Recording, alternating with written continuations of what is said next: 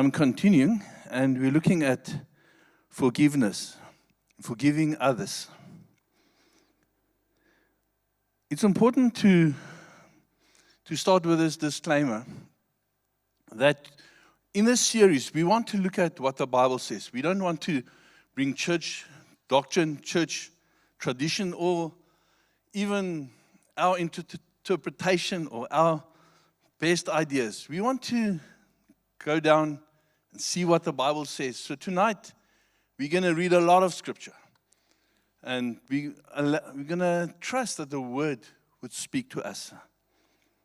So we're talking about unforgiveness or forgiveness, or can use the negative side of that. And there are so many views on forgiveness. Many people have different things to say. But we want to see what the Bible says. And the best place to start is with the words of Jesus. Where else do we start than with Jesus? So if you can turn in your Bibles to Matthew chapter 6, if you have a Bible on hand, or you can follow on the screen. We're going to read a portion of the prayer that Jesus taught his disciple how to pray. So I'm jumping in right in the middle and just let's go to verse 11. Give us this day our daily bread, and forgive us our debts, as we have forgiven our debtors. Forgive us our debt, as we forgive those who have sinned against us. Deep, deep words. And Jesus highlights these words and he says, but I want to make sure you hear what I'm saying. And then he goes on in verse 14. For if you forgive others their trespasses, your heavenly Father will also forgive you. But if you do not forgive others their trespasses, neither will your Father forgive your trespasses. If we forgive, God forgives. If we don't forgive, this scripture says God does not forgive. What does this mean? I've heard people talk on this, and when people mention this scripture, fear comes in their heart. Some people think that if I fall to the sin of unforgiveness, and unforgiveness comes in my heart, and Jesus can't forgive me, then surely I'm going to hell. I lost my salvation. And then I forgive, I gain my salvation. Someone drives in front of me, I get angry, I lose my salvation. I forgive them, I gain my salvation. And many people struggle with this. And I want to address that.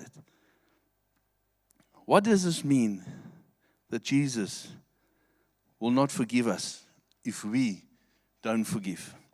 We need to remember that when we are trying to understand Scripture, and especially when we look at difficult portions of Scripture, we need to look at context. Context of this Scripture has to do with prayer. And even if it doesn't make sense in that context, we need to look at the whole Bible, trying to understand what does the whole Bible say, for example, about salvation. What does the New Testament teach us about salvation and forgiveness? This is a sermon on its own. So I'm going to summarize a series on salvation in a paragraph. Salvation is by faith in Jesus Christ. Salvation is a gift from God. You cannot earn it. You cannot work for it. It is given because we believe and put our faith in Jesus Christ, our Lord and Savior. The moment when Jesus becomes our Lord, something happens. Our identity changes. We become a child of God. We become someone accepted by God. We become someone who's been washed by the blood. We are declared a saint and we are holy. And God looks at us through the blood of Jesus. Colossians 1. This is just one verse I want to mention just to make this statement so that I can go on with forgiveness, what we're talking about. Colossians 1, verse 21. And you who once were alienated and hostile in mind, doing evil deeds. So this is speaking about when we were unsaved, when we did not know God, this is who we were. Verse 22, He has now reconciled in His body of flesh by His death, so by the cross, in order to present you holy, blameless, and above reproach before Him. Through Jesus, we have been reconciled to the Father. When God the Father looks at us as a child of God, He sees you blameless, He sees you holy, He sees you acceptable, He sees you clean. You are His, and He is yours. Your security in eternity is settled. Our salvation is secure. If that is true, if when we do a sin, we do not lose our salvation, but we walk a road of sanctification. If that is true, if our salvation is secure for eternity, what does Jesus then mean when He says, if you don't forgive, I don't forgive? What does that mean? The answer is that Jesus is not referring to eternity. He's referring to life here on earth. He's referring to that if we don't forgive, there are consequences to our actions. There are consequences to our unforgiveness. And He initiated this thought in Matthew 6, speaking about prayer. So at the least, when we have unforgiveness in our heart, it impacts our prayer, impacts our communication with God, because that's prayer. It impacts our intimacy with God, because that's prayer. It impacts our relationship with God. That's part of prayer. And it also means that sometimes some of our prayers are also not answered. That is what unforgiveness does. Many negative impacts. And we will look at it a little bit later. Can I go on a sidetrack? Hold that thought. I'm going detour. Because unforgiveness has impact here on earth, not in eternity, not about salvation in eternity. The question is, what about the unforgivable sin? Because if unforgiveness does not impact the place where we go in eternity, it's not the unforgivable sin. And we can't treat unforgiveness as an unforgivable sin. What then is the unforgivable sin? I'm going now a big sidetrack. Mark 3, verse 29. Let me start with verse 28. Truly I say to you, all sins will be forgiven the children of man, and whoever blasphemes the utter. Let's just hold here. All will be forgiven if we ask for forgiveness. Okay, let's continue. Verse 29. But whoever blasphemes against the Holy Spirit never has forgiveness, but is guilty of eternal sin. Unforgivable sin, speaking about eternal impact. What is it? Many people have come to me and said, Louis, I'm concerned. I don't know if I've done this sin. I don't know if God is so angry with me that I'm not sure I've done this sin. The theologians over many denominations and groups basically agree that it can be explained in two different ways. The first one, the unforgivable sin, is, let me read the words from John Piper. He says, and this is a main thought, how many theologians think. The unforgivable sin is an act of resistance which belittles the Holy Spirit so grievously that He withdraws forever His convicting power from the one who belittles Him, so that we are never able to repent or be forgiven if we have this sin. Okay, that's a one big school of thought. The second one is I believe that the unforgivable sin is that when someone continuously says no to the Holy Spirit convicting power, Holy Spirit comes, turn to Jesus, repent, turn to Jesus. And they say, no, I will not turn, I will not repent. That a time comes when the Holy Spirit says, okay, I give you what you want. I'll withdraw. And irrespective of which one you believe is the truth, in both cases, the result is that the person who has done the sin lost the ability to repent. Because the Holy Spirit withdraws, and it's only by the convicting power of the Holy Spirit that we can draw near to God. So if you tonight say, but, hey, this is me. I'm struggling with this one. I'm worried that I've done the unforgivable sin. Just that worry means it's not you. Just by asking, if you sin, do you feel that you want to repent? Just that desire to repent, it's not you. Because the Holy Spirit, if He withdraws from you, you would not care and you would not want to repent, and you cannot repent. So if you still want to repent, you are safe. And no one, I believe, is here tonight because God forced them. You're drawing to God. So if you are here and this is your fear, be settled in your heart. You haven't done that. 1 John 1 verse 9. Oh, what a wonderful promise. It's one of those foundation type scriptures that if you don't know this out of your head, memorize this one.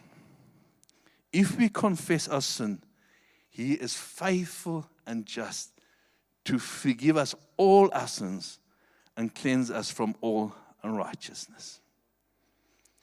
If we repent, He will forgive us all our unrighteousness, even unforgiveness that we have towards others.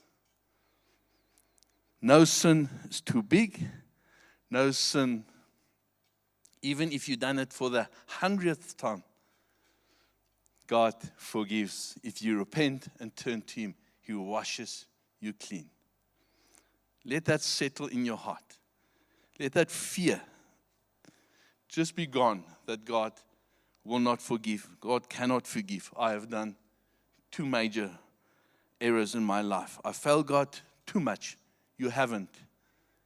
His cross and His blood sufficient to wash away all our sins.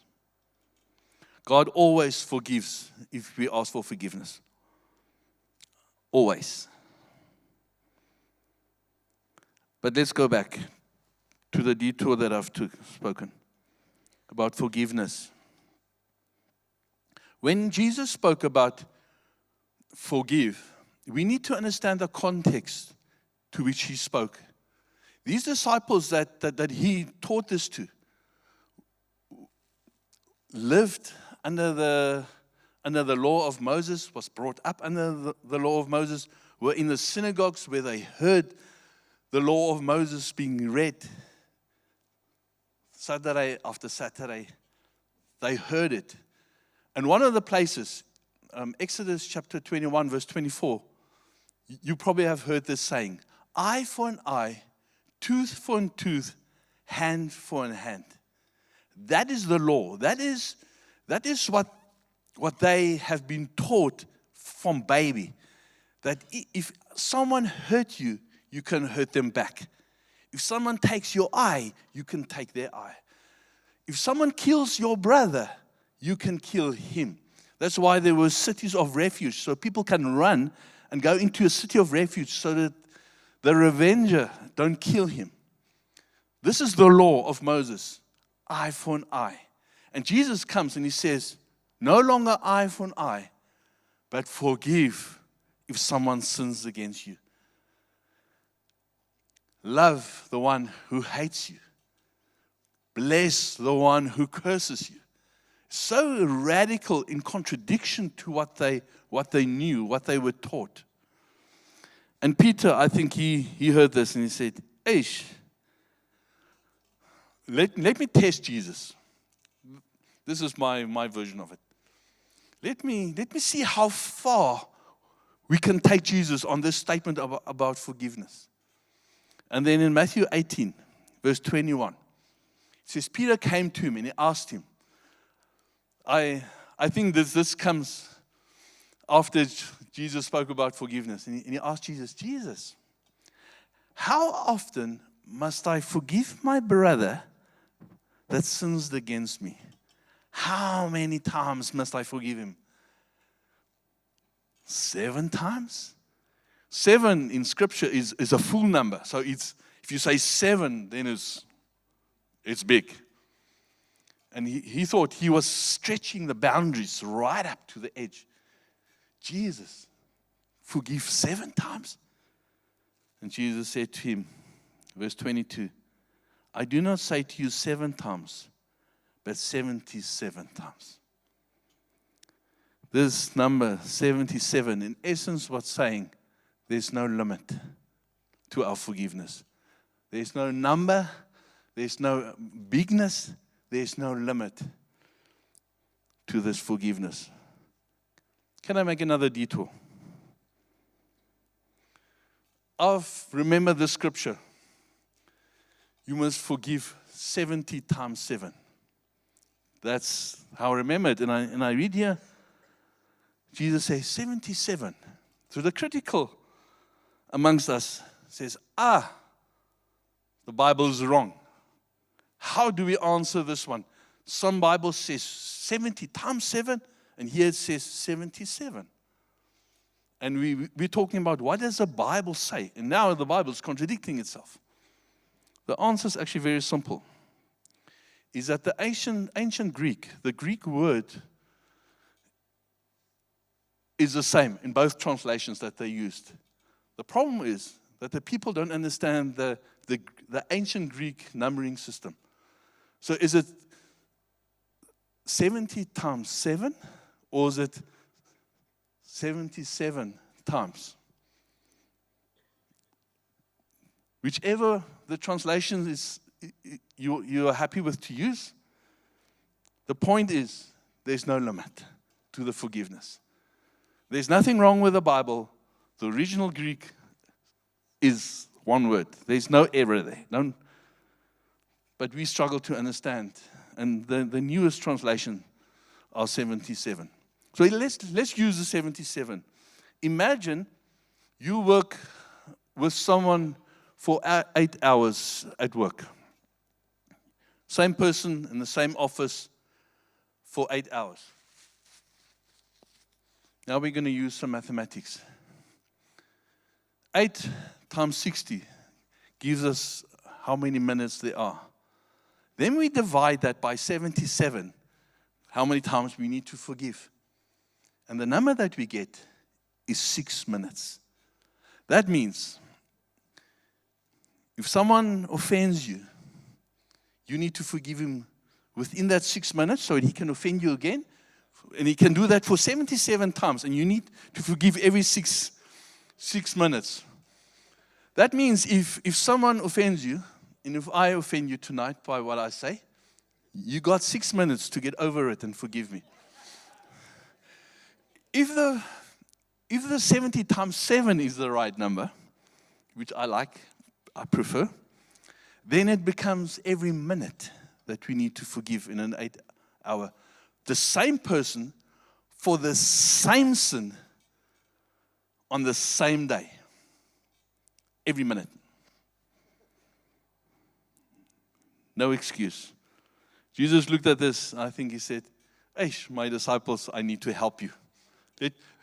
This is too difficult to grasp. How do we do this as human beings? Forgive every minute, forgive every 6 minutes."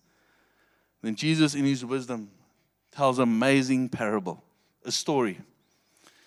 Matthew 18, verse 23 to 35. It's a long parable, but we need to read it. Verse 23. Therefore, the kingdom of heaven may be compared to a king who wished to settle accounts with his servants. When he began to settle, one was brought to him who owed him 10,000 talents. Let me just stop here. 10,000 talents. 1 talent equates to a worker's total salary combined over 20 years. 1 talent. It's 20 years labor before tax, before tithes, before everything. Full salary. There's 10,000 that he owed. So that works out. If your salary is 5,000 rand, by now you see I like maths. If your salary is 5,000 rand a month,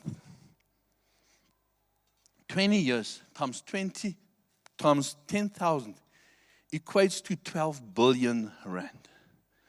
This man owed the king 12 billion rands. Right, we are now in verse 25. And since he could not pay, his master ordered him to be sold with his wife and children and all that he had, and payment to be made. So the servant fell on his knees, imploring him, "Be patient with me, and I will pay you everything." Verse 27. And out of pity to him, the master of that servant released him and forgave him the debt. But when the same servant went out, he found one of his fellow servants who owed him 100 denarii. Let me stop again. A denarii equates to 1 day's work's labor. 1 day. So in South Africa, a worker's probably about 240 rand a day, a laborer. 100 of them is 24,000 rand. Just compare 12 billion to 24,000 rand. And he seized him and he began to choke him, saying, "Pay what you own."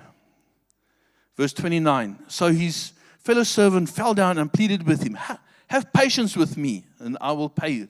He uses the same words that he used with the king. He refused, and he went and he put them in prison until he would pay the debt. When his fellow servants saw what had taken place, they were greatly distressed, and they went and reported to their master all that had taken place. Verse 32. Then his master summoned him and said to him, "You wicked servant, I forgave you all that debt because you pleaded with me. And should you not have had mercy on your fellow servant as I had mercy on you?" And in anger, his master delivered him to the jailers until he should pay all his debt. Now, the scary scripture. So also, my heavenly Father will do to every one of you if you do not forgive your brother from your heart. How can someone who owed 12 billion rand and was forgiven and was released not forgive and release someone who owed 24,000 rand? How can someone who owed the debt of the sins of his whole life, that he sinned against the heavenly holy God, be forgiven, and he struggles to forgive one sin that someone sinned against him, a mere human? That's in essence what Jesus is asking. God forgave us so much. In comparison, our forgiveness of others is small to what God has done for us. This understanding should strengthen us. This should motivate us to forgive people who sinned against us.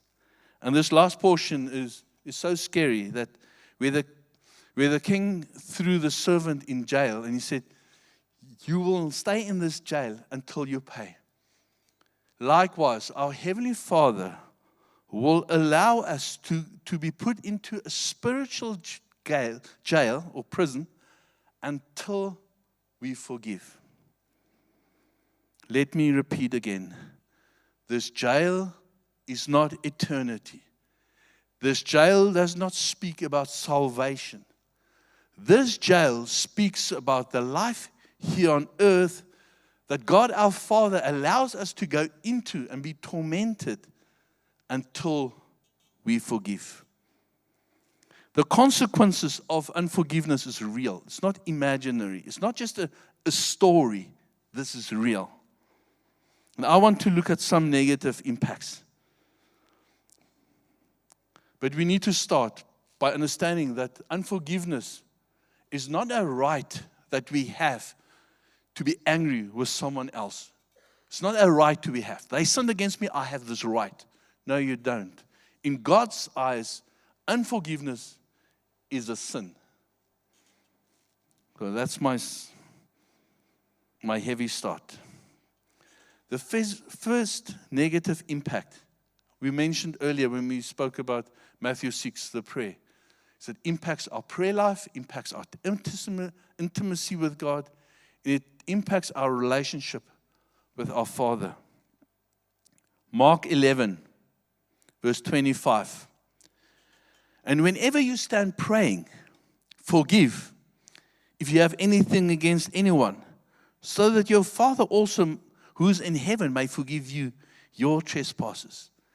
If we pray and we have unforgiveness in our heart, we hinder our prayers. We hinder the outflow of what we're asking God. Some cry out to God, God, don't you hear me? God says, I hear you, but I can't answer you because you don't want to forgive. The second major impact of unforgiveness is that it keeps us in the jail of the past.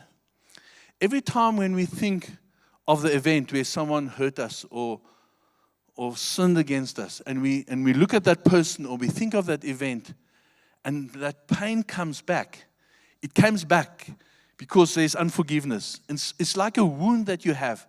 And every time when you look at this wound, you go and you scratch it open and you allow dust and dirt to get into that wound. And it festers and it becomes bigger and bigger. Some things does not heal with time. It's an abscess that stays there. And as long as we're in unforgiveness, that wound is there. It cannot be healed. It holds us back in the past. God wants to free us from our past. God wants to bring us into liberty. And for that, we need to forgive. Someone explained this once, that if you're angry with someone and you say, but I'm not going to forgive, then it's like drinking poison so that the other person will get hurt. That is what unforgiveness does. You're hurting yourself so you can hurt someone else. It is the biggest deception that the devil speaks. Forgiveness brings freedom, healing from the past. Maybe tonight you're thinking of something that happened, what your father did, what a friend did, what a colleague did, and that when you think of it, pain comes up. God wants to free you from that pain, but you need to forgive.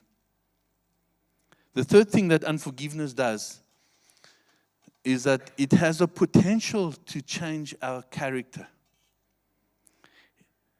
Unforgiveness makes us bitter, makes us angry, makes us unhappy.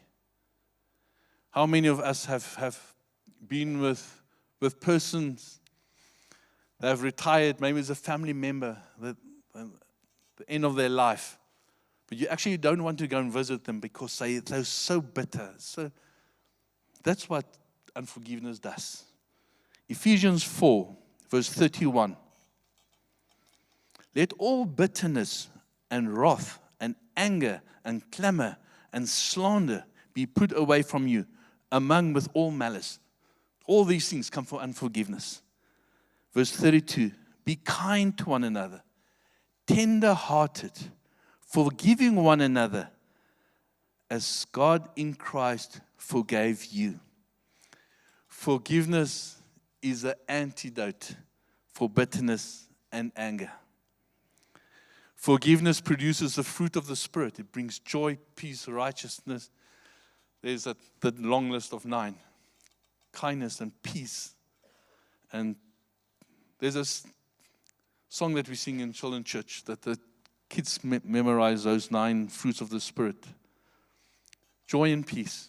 If you want that, but you're struggling with anger, maybe the answer is unforgiveness. Maybe tonight you say, but I cannot forgive this person because they haven't asked me for forgiveness. They don't deserve to be forgiven. Well, you didn't deserve to be forgiven either by your Heavenly Father. We forgive not because someone asked for forgiveness. We forgive because God forgave us first. We need to remember that every person on this earth will stand before God and are accountable for their actions to Him one day. So if we forgive someone, what we do is that we go out of the way, but they still have to do and make, they need to answer for their actions before our Heavenly Father. They are still responsible to the great judge. Our forgiveness doesn't mean they are off the hook. It means they still have to answer to God. But when we forgive, we can get healing. The primary beneficiary for our forgiveness is not the person who we are forgiving. It's yourself. We benefit the most when we forgive. It brings healing to us. It changes us. It's just good for us. Fourth reason why we should forgive is it brings also physical healing. James 5, verse 15. And the prayer of faith will save the one who is sick, and the Lord will raise him up. And if he has committed sins, he will be forgiven. Verse 16. Therefore, confess your sins to one another and pray for one another that you may be healed. The prayer of a righteous person has great power. Many testify that the key of their healing was when they forgave. I've heard so many testimonies. I've heard people, a good friend of mine, his testimony is that he had this back pain, this heaviness that rested upon his shoulders. He had pain. In counseling, he forgave. And as he forgave, it was as if the pain just disappeared. Many testify that God healed them of arthritis,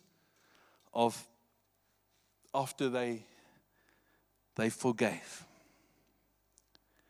I'm not saying all sickness is because of sin. I'm not saying that.